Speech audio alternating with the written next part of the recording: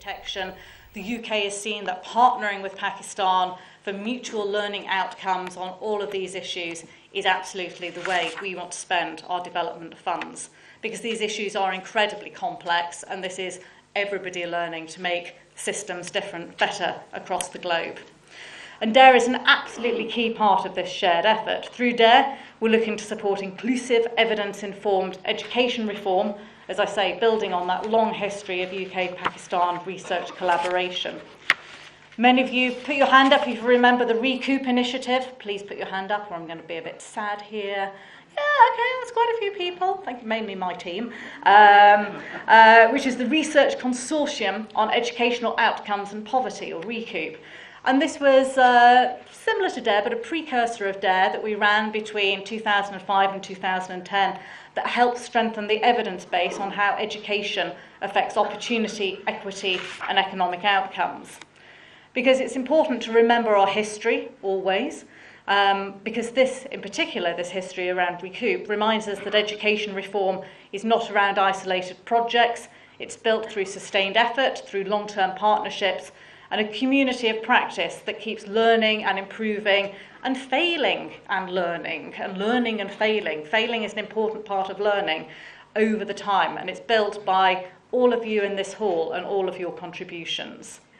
It also points to the real challenge and the real opportunity in front of us, which is how do we ensure this evidence produced is used? All this evidence produced and shared through DARE, I just saw the 41 papers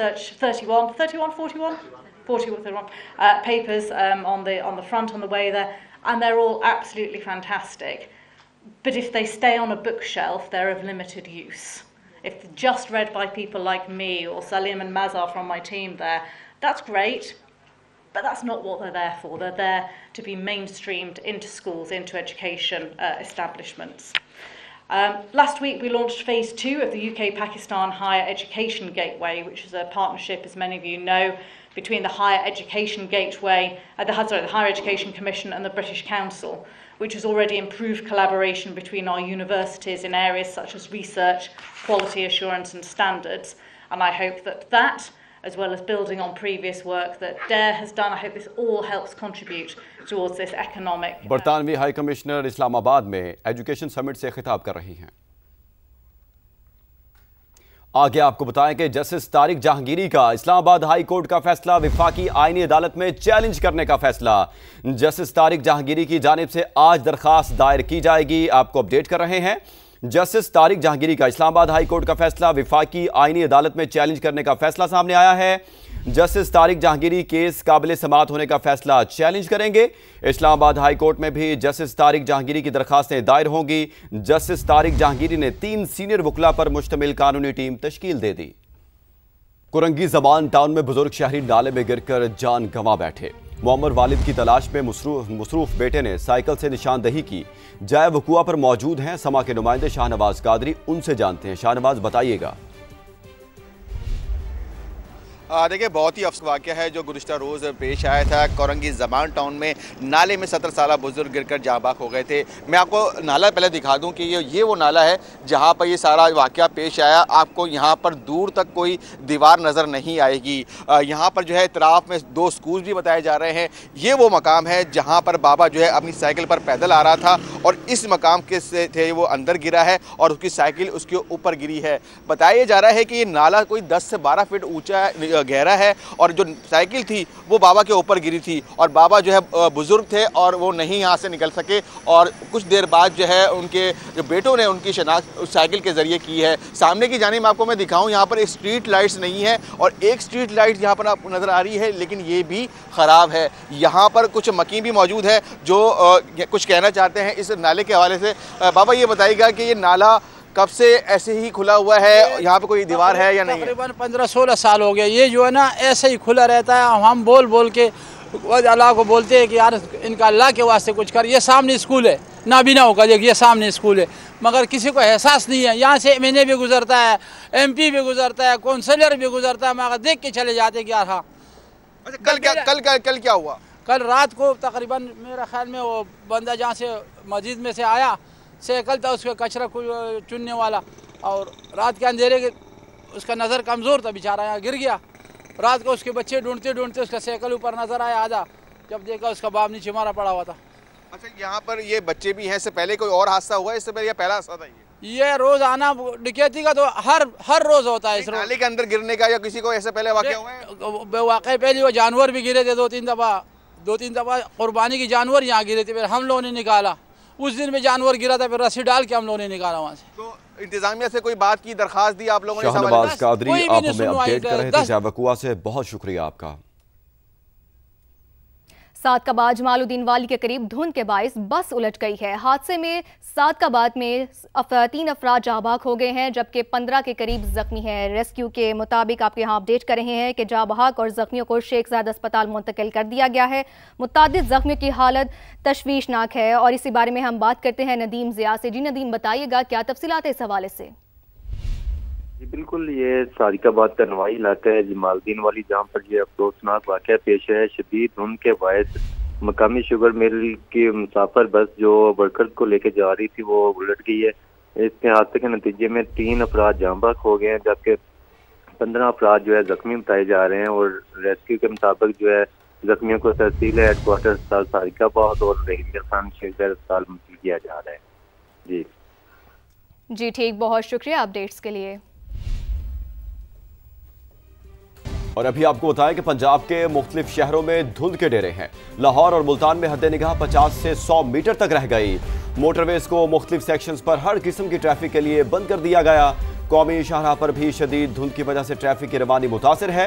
तफसीलात जान लेते हैं। लाहौर से हमारे साथ मौजूद हैं उमर याकूब और मुल्तान से हमें मकसूद चौहान ज्वाइन करेंगे। सबसे पहले रुख कर लेते हैं लाहौर का, जहां पर उमर याकूब मौजूद हैं। उमर, बताइएगा लाहौर में इस वक्त धुंध की क्या सूरत हाल है? अच्छा, बिल्कुल, लाहौर और उसके गिरदोनवा में इस वक्त शदीद धुंध का राज है। लाहौर की जो मोटरवे, लाहौर से जो मुल्क का 3 मोटरवेज हैं वो तीनों के तीनों बंद हैं। लाहौर से इस्लामाबाद जाने वाली, लाहौर से कराची जाने वाली और लाहौर से सियालकोट जाने वाली तीनों मोटरवेज ट्रैफिक के लिए मुकम्मल बंद हैं। चूँकि हद निगाह बिल्कुल सिफर है, कुछ दिखाई नहीं दे रहा और हादसात का सबब बन सकती है ये धुंध, इसलिए मोटरवेज को बंद है। तकरीबन कोई 5 बजे के करीब जो फजर के बाद ये मोटरवे जो लाहौर से इस्लामाबाद जाने वाली थी इसको बंद किया गया था। ये ताखीर से यहाँ पर धुंध थी, वरना M5, M4, M3 तो काफ़ी पहले बंद हो गई थी। तो अब जो सूरत हाल ये है कि जिस तरह से दिन सूरज की रोशनी निकल रही है, लग रहा है कि एक आधे घंटे के दौरान ये मोटरवे भी ओपन कर देंगे। और मोटरवे पुलिस भी यही बता रही है कि गुज़िश्ता रोज़ तकरीबन 10 साढ़े 10 बज गए थे, लेकिन आज सूरत हाल मौसम ज़रा बेहतर है, तो लग रहा है कि कुछ ही देर बाद मोटरवे को ओपन कर दिया जाएगा। शहर के अंदर की बात की जाए तो शहर के अंदर भी आज खासी धुंध का जो राज रहा है और उसकी वजह से जो गाड़ी सवार थे उनको खासी मुश्किल का सामना करना पड़ा था ड्राइविंग के लिए। तो अब सूरत हाल जो कि बेहतर होना शुरू की और जैसे जैसे दिन निकलता जा रहा है, सूरज की तपिश बढ़ती जा रही है, धुंध की शिद्दत में कमी आना शुरू होगी और कुछ देर बाद मोटरवे को खोल दिया जाएगा। जी ठीक याकूब, आप हमारे साथ ही रहेगा। अब हम रुख करते हैं मुल्तान का, जहां से हमें ज्वाइन किया है मकसूद चौहान ने। मकसूद, आप बताइएगा वहां पर क्या सूरत हाल है?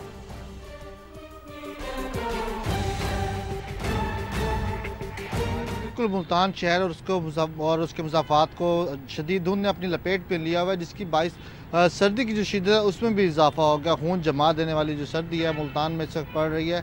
और अगर AQI इंडेक्स की बात की जाए तो मुल्तान में 162 जो है AQI इंडेक्स रिकॉर्ड किया गया है, जो कि सेहत के लिए मुज़र है।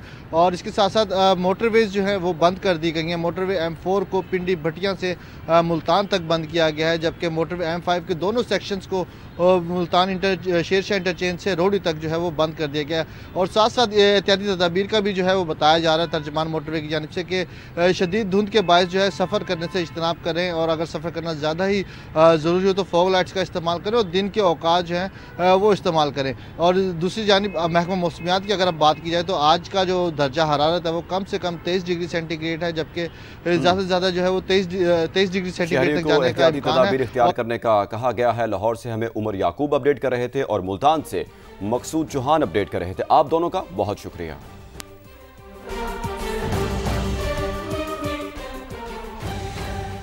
पत्तोकी और गिरदोनवाह में भी धुंध की वजह से हद निगाह इंतहाई कम है। ट्रैफिक की रवानी शदीद मुतासिर है। स्कूल जाने वाले बच्चों को खास तौर पर शदीद मुश्किलात का सामना है। मजीद जानते हैं राना अहमद उस्मान साजिद से। राना अहमद बताइएगा। जी बिल्कुल, पत्तों की और इसके गिरदोनुमा में गहरी धुंध के बादल छाए हुए हैं और धुंध इतनी गहरी है कि सूरज की किरणें भी जमीन पर सही तरह से नहीं पहुंच पा रही। धुंध के बादल जमीन पर उतर आते हैं और वापडा वाले फौरन लाइट ऑफ कर देते हैं ताकि 11 kVA पर पड़ने वाली धुंध और नमी की वजह से ट्रिपिंग स्टार्ट ना हो जाए। और बात की जाए ट्रैफिक की रवानी की, तो गहरी धुंध होने की वजह से ट्रैफिक की रवानी भी शदीद मुतासर है, जिसकी वजह से स्कूल जाने वाले बच्चों और ऑफिस में जाने वाले लोगों को शदीद किस्म की मुश्किलात का सामना है। धुंध की इसी हालत के पेश नज़र ट्रैफिक पुलिस ने एडवाइजरी जारी की है कि गैर ज़रूरी सफ़र से इज्तनाब किया जाए और अगर सफ़र करना भी है तो फोक लाइट का इस्तेमाल करें और गाड़ियां एक ग्रुप की शक्ल में सफ़र करें ताकि अगर किसी जगह भी प्रॉब्लम का सामना करना पड़ता है तो एक दूसरे की मदद की जा सके। जी अब आपको बताएं, सिडनी हमले में भारतीय शहरी के मुलव्विस होने पर खुद भारत ने मोहर लगा दी है। भारतीय पुलिस और मोदी के गोदी मीडिया ने भी सच मान लिया है। साजिद अकरम का ताल्लुक रियासत तेलंगाना के शहर हैदराबाद से है। दहशतगर्द साजिद अकरम 27 साल में 6 बार भारत भी जा चुका है। दहशतगर्द बाप बेटे ने फिलिपाइन में दहशतगर्दी की तरबियत ली। ऑस्ट्रेलियाई हुकाम को दाइश से ताल्लुक के शवाहिद भी मिल गए।